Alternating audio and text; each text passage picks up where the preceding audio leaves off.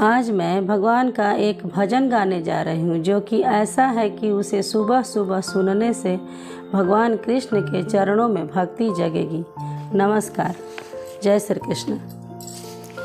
भगवान रिझेला रिझावेला कावना गुणवा से, हो भगवान रिझेला रिझावेला कावना गुणवा से। आज तक ले केहू न जानल भगवान तोहर रीति, आज तक ले केहू न जानल भगवान तोहर रीति।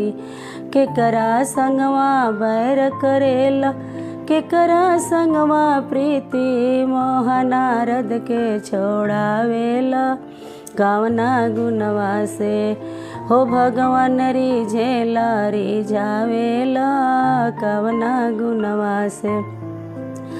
ना खैला पकवान मिठाई दुर्योधन घर जाके, ना खैला पकवान मिठाई दुर्योधन घर जाके। सुखा साग विदुर घर खैला हो, सुखा साग विदुर घर खैला। रुचि रुचि भोग लगा के स्वाद छिलके में तू पावेला कावना गुणवा से, हो स्वाद छिलके में तू पावेला कावना गुणवा से। हो भगवान रिझेला रिझावेला कावना गुणवा से। ना अइला मथुरा से तड़पत रह गईले ब्रज नारी, ना अइला मथुरा से तड़पत रह गईले ब्रज नारी। बिन पनही के दौड़ल अइला हो, बिन पनही के दौड़ल अइला। द्रौपदी करे पुकारी, तू त साड़ी के बढ़ावेला कावना गुणवा से, हो भगवान रिझेला रिझावेला कावना गुणवा से, हो भगवान रिझेला रिझावेला कावना गुणवा से।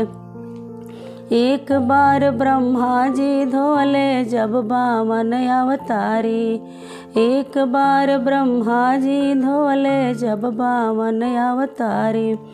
दूसरी बेरिया सीता के देके ले ले जनक पखारी, से तिह के वट से धोआवेला कावना गुणवा से, हो भगवान रिझेला रिझावेला कावना गुणवा से।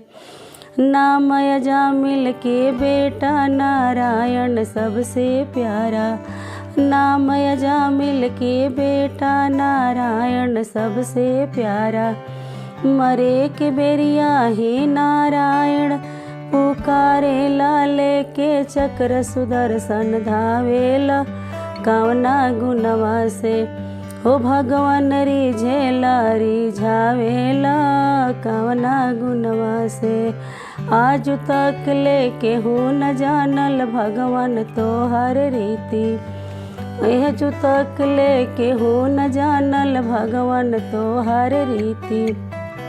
केकरा संगवा बैर करेला, केकरा संगवा प्रीति, मोह नारद के छोड़ावेला कावना गुणवा से, हो भगवान रिझेला रिझावेला कावना गुणवा से।